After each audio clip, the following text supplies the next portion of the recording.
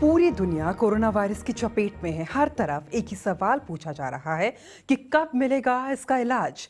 कई देश ट्रीटमेंट खोजने में जुटे हुए हैं। ब्रिटेन में भी एक ऐसी कोशिश जारी है। इसे दुनिया की सबसे बड़ी रिसर्च बताया जा रहा है।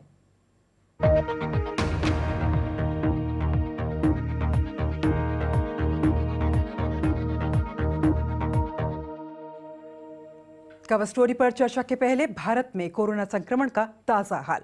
स्वास्थ्य मंत्रालय के मुताबिक बीते 24 घंटे के अंदर संक्रमण के 1718 नए मामले सामने आए हैं। देश में अब तक संक्रमण के 33,610 केस मिले हैं। इस बीमारी से 1075 लोगों की मौत हो चुकी है।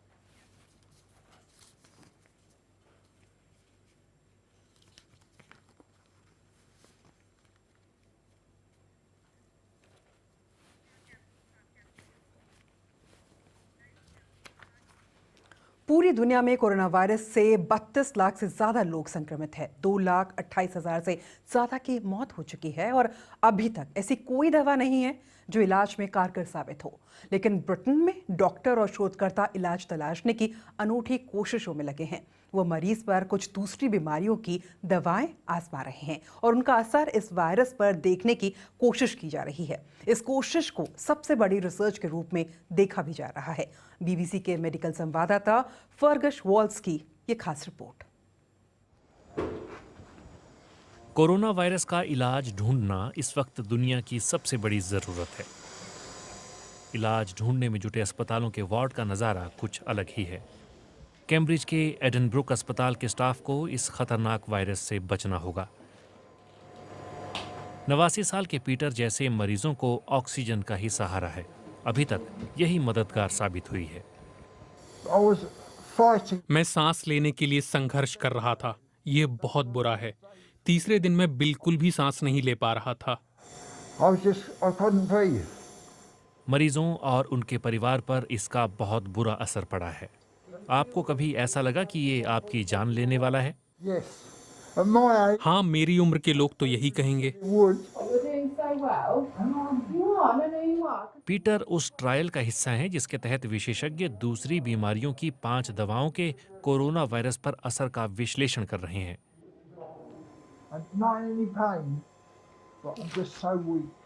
जब तक नतीजे नहीं आते, डॉक्टरों के पास विकल्प सीमित ही हैं। दुनिया में कहीं भी वायरस के इलाज की कोई कारगर दवा नहीं है। ऐसे में इतने सारे मरीजों को बुरी तरह बीमार होते देखना काफी मुश्किल है।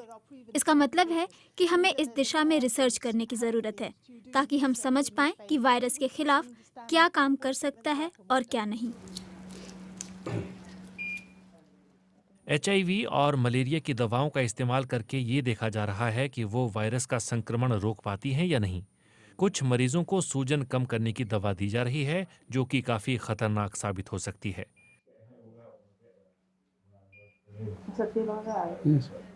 60 साल के जेफ को कैंसर था। अब वो बीते 6 हफ्तों से कोरोना वायरस से संक्रमित हैं।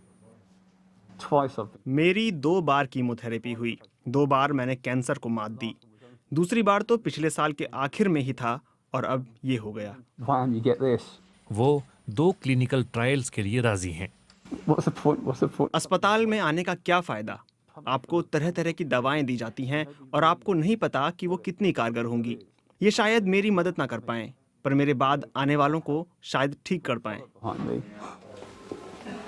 इन ट्रायल्स के शुरुआती नतीजे जून तक आने की उम्मीद है। एक महीने में ऑक्सफोर्ड के इस डेटा इंस्टीट्यूट में ट्रायल के नतीजों का विश्लेषण किया जाएगा। ब्रिटेन के करीब 170 अस्पतालों से 8,000 मरीजों ने इस शोध में हिस्सा लिया है, जिसे कोविड-19 के इलाज में दुनिया का सबसे बड़ा शोध माना जा रहा है। स्वाइन फ्लू के तजुर्बे से सीख ली गई है। उस समय इलाज के लिए जो प्रयोग हुए थे उनका सही तरीके से विश्लेषण नहीं किया गया था। साल 2009 की महामारी से हमें सीखने को मिला। उस समय हजारों मरीजों को बिना क्लिनिकल ट्रायल के दवाएं दी गई थीं, जिनका कोई नतीजा नहीं निकला। हम जानना चाहते हैं कि कोविड-19 पर क्या असर करता है और ये जानने के लिए ट्रायल्स बेहद जरूरी हैं। टीके की उम्मीद फिलहाल मत रखिए, पर अगर कोई उपचार आंशिक रूप से भी असरदार साबित हुआ तो वो हजारों की जान बचा सकता है और दूसरी बेहतर दवाओं का रास्ता भी खोल सकता है। कोरोना संक्रमण से उबर चुके इंसान को क्या दोबारा संक्रमण हो सकता है, या फिर एक बार संक्रमित होने के बाद शरीर में हमेशा के लिए इम्यूनिटी पैदा हो जाती है? जवाब दे रही है ये रिपोर्ट। दुनिया भर के वैज्ञानिक ये पता लगाने में जुटे हैं कि कोरोना वायरस को लेकर इंसान के इम्यून सिस्टम यानी रोग प्रतिरोधक तंत्र की प्रतिक्रिया क्या होती है। इसका पता लगाना इसलिए जरूरी है क्योंकि इससे वायरस को फैलने से रोका जा सकता है। अहम सवाल ये है कि वायरस से संक्रमित होकर ठीक हो जाने के बाद क्या आप दोबारा इसकी चपेट में आ सकते हैं? प्रतिरोधक क्षमता काम कैसे करती है? कोरोना वायरस की सतह पर नुकीली संरचनाएं होती हैं जिनकी मदद से ये हमारी कोशिकाओं से चिपकता है। चिपकने के बाद इसे कोशिकाओं के अंदर जाकर उसे संक्रमित करने में सफलता मिल जाती है। फिर इस वायरस से लड़ने के लिए शरीर एंटीबॉडीज यानी प्रतिरक्षी बनाता है। ये एंटीबॉडीज वायरस की सतह की नुकीली संरचनाओं को ढक देती हैं। इससे वायरस अपनी संख्या नहीं बढ़ा पाता और नष्ट हो जाता है। मगर ये एंटीबॉडीज हमारे शरीर में हमेशा के लिए बनी रहती हैं ताकि आगे फिर कभी ये वायरस आए तो तुरंत उसे बेअसर किया जा सके। एक शोध में पता चला है कि जो बंदर एक बार वायरस से संक्रमित हो गए, दोबारा उन्हें कुछ नहीं हुआ। इंसानों में ये होगा या नहीं, इसके लिए इंतजार करना होगा। शुरुआती आंकड़े दिखाते हैं कि एंटीबॉडीज तो बनती हैं, मगर ये कारगर हैं या नहीं, इसके लिए गहरा अध्ययन करना होगा, क्योंकि ये असरदार तभी होंगी जब इनकी संख्या ज्यादा होगी और लंबे समय तक टिकी रहेंगी। एंटीबॉडीज बनाना पहला कदम है, मगर वैज्ञानिक यह देखना चाहते हैं कि इम्यूनिटी कब तक बनी रहती है। क्योंकि कोरोना वायरस नया है, इसलिए वैज्ञानिक इससे मिलते जुलते वायरसों का अध्ययन कर रहे हैं। अभी तक उपलब्ध जानकारी के आधार पर मैं आपको पक्के तौर पर कुछ नहीं कह सकता।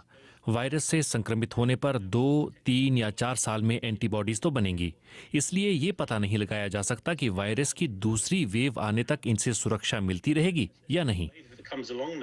कोरोना वायरस लोगों को कई तरह से प्रभावित कर रहा है, मगर क्या संक्रमण की गंभीरता इम्यूनिटी पर भी असर डालती है? कुछ कोरोना संक्रमित लोग इतने बीमार हो जाते हैं कि उन्हें आईसीयू में रखना पड़ता है, जबकि बाकियों में बहुत हल्के या फिर कोई लक्षण नहीं होते। वैज्ञानिक पता लगाने में जुटे हैं कि इससे क्या फर्क पड़ता है।